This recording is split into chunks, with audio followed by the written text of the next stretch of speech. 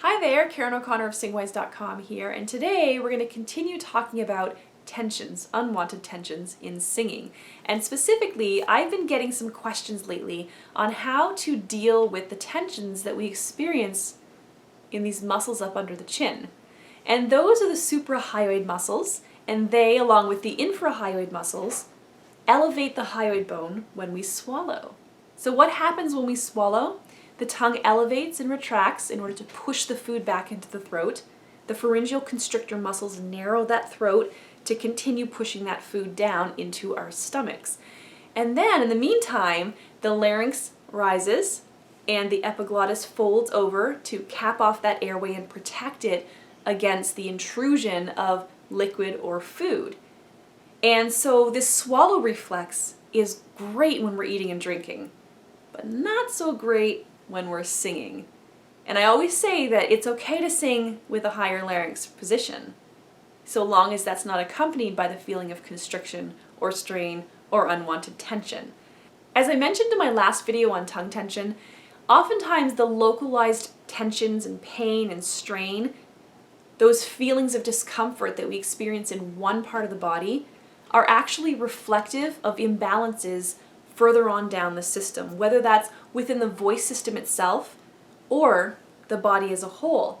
It could be reflective of, for example, poor overall body alignment or poor management of our breath. So when we're dealing with any kind of localized tensions or pain or strain, we often have to look at the whole system and figure out where that balance has kind of fallen off, where that imbalance has started. So in today's video, I'm going to share with you some strategies, some massages and stretches that you can use to help release the muscles inside your neck, including those suprahyoid muscles. But first, before I move on to showing you those stretches, I want to talk really briefly about diagnosing tension in that suprahyoid region. Oftentimes singers are not actually aware of the tensions that they're exhibiting, and so there are a few different ways that we can diagnose this tension in this area. So first of all, we can do it by observation. Oftentimes when singers have this suprahyoid tension, we'll see a downward movement in this area as they're articulating their speech sounds, singing their vocal exercises. That's a sure sign that there's some tension. It's okay to see a little bit of movement here, but it's a very downward movement, and if those muscles feel really rigid, that is a sign of tension in those muscles, excess tension in those muscles. And so the other thing that you can do is you can actually manually, you can palpate to determine whether or not you have tension in this area. So the first thing you want to do is you can take one or two thumbs and stick them in that area under there, just gently put pressure there, not a lot, and then you're going to breathe in and out through your nose.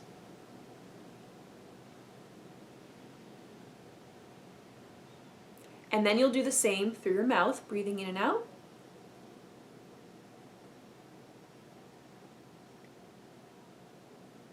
Okay. And ideally, you should not feel any movement, any tensing here as you're inhaling and exhaling. These muscles here, the suprahyoid muscles, make up the floor of the mouth, and they play a role in tongue movement and jaw lowering. So as we're articulating our speech sounds, we are going to see and feel a little bit of movement of these muscles. But what we don't want is that stiffness. We don't want rigid muscles. We don't want to feel a downward pressure as we're palpating, right? So the next thing you want to do is do some gentle humming and keep your thumb or thumbs there, right?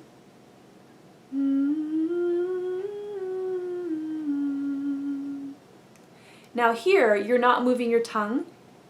Your tongue is staying in one position, and so there should be no movement, and there should certainly be no stiffness. These muscles should not be tensing up.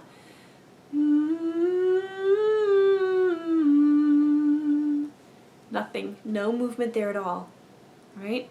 And then try opening your mouth and singing a scale.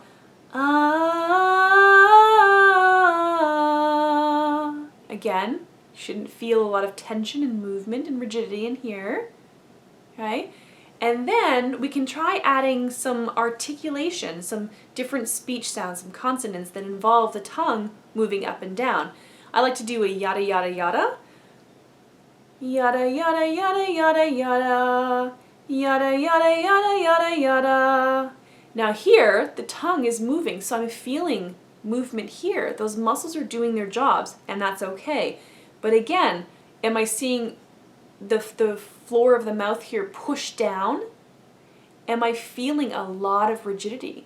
Not a sense of work, not a sense of contracting a little bit in order to move the tongue.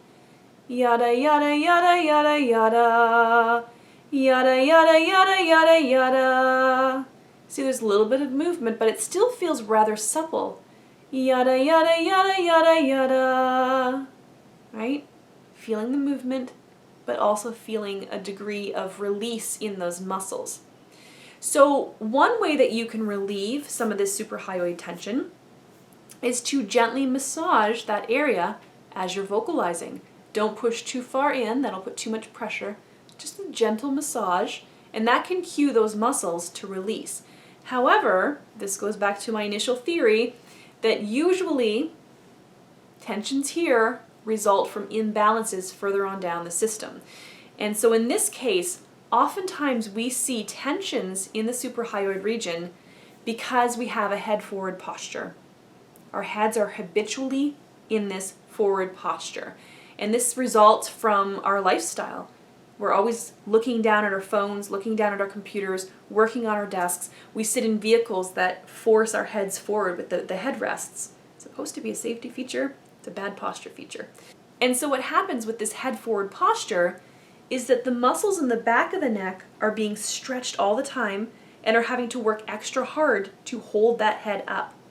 And then the muscles in the front of the neck are becoming shortened and over time weakened.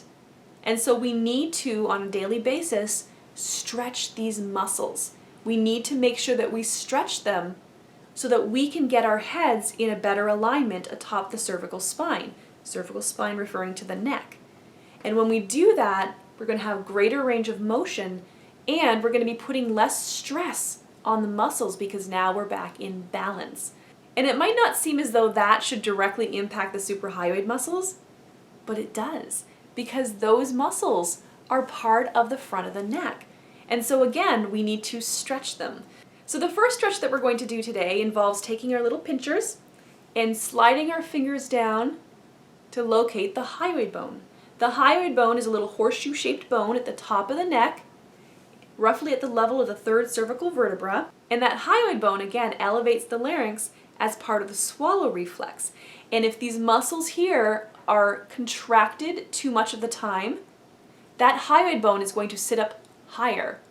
And these muscles are going to become continuously contracted. We're going to have chronic tension in them.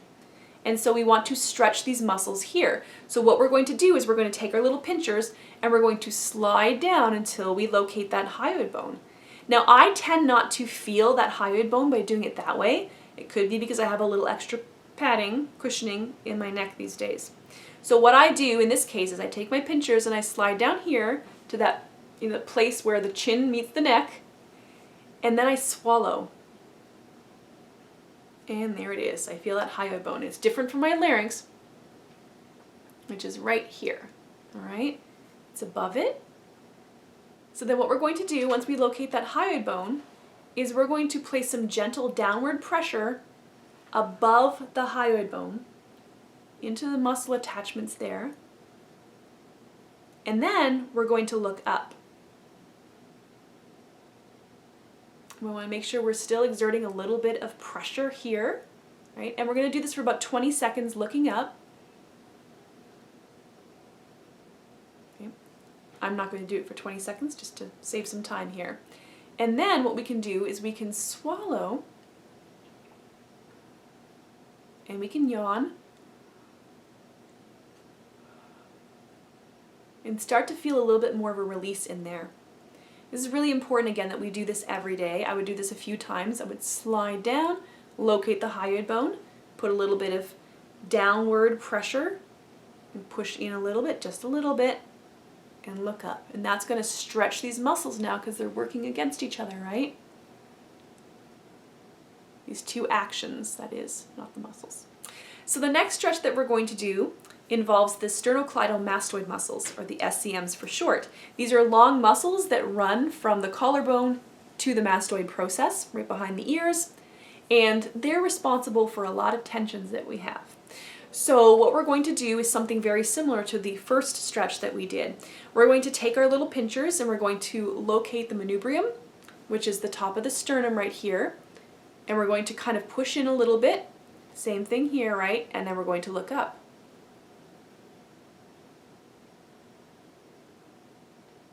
Again, for about 20 seconds, and you should feel a nice stretch right in here, okay? So you're exerting a little bit of downward pressure on the muscles right above.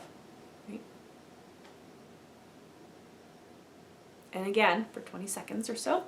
And then what you're going to do is take a couple fingers and you're going to slowly make your way along the collarbone out here. And as you do that, you're going to, again, push a little bit inward here, right where these muscles attach.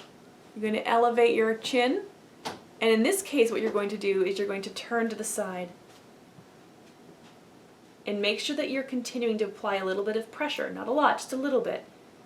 And I could really feel that stretch right now, right? And if you want, you can kind of turn your head a little bit more too and really feel that stretch. And another stretch for the SEM involves taking your head, turning it about 30 degrees, tipping it, and putting it back, right? And just letting the muscles stretch that way, right? And again, 20 or so seconds. And then we can also pinch those SEMs. If we look to the side, we're going to be able to feel them moving here because they're involved in rotation. There we go. You feel them popping out a little bit right in here.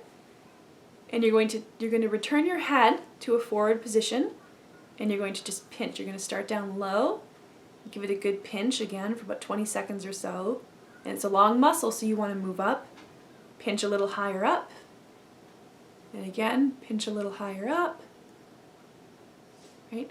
And you could pinch it in this position, but you may find that it's really tense in that position. It may be uncomfortable, and sometimes it's good to actually relax the muscle and that we can really get deep into it.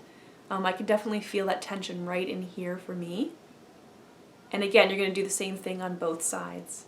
And over time, what will happen is as these muscles start to release again, your head is going to find itself sitting in a better position atop the cervical spine. You're going to be in better alignment overall.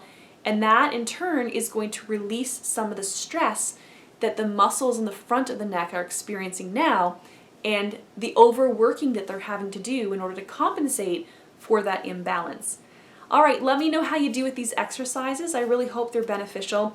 I will be happy to record more videos on this topic if you like. If you have more questions, please let me know. In the meantime, if you haven't already done so, please consider subscribing to this channel so that you'll be notified every time I post videos like this one.